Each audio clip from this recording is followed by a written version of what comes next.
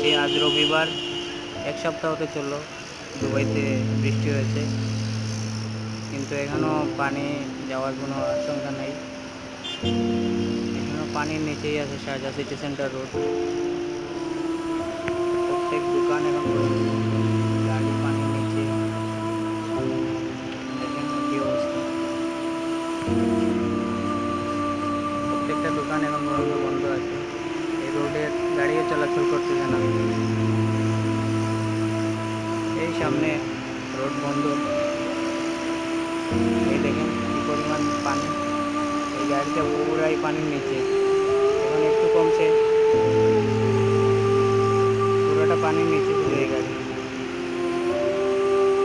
এই গাড়িগুলো প্রত্যেকটা পানির নিচে।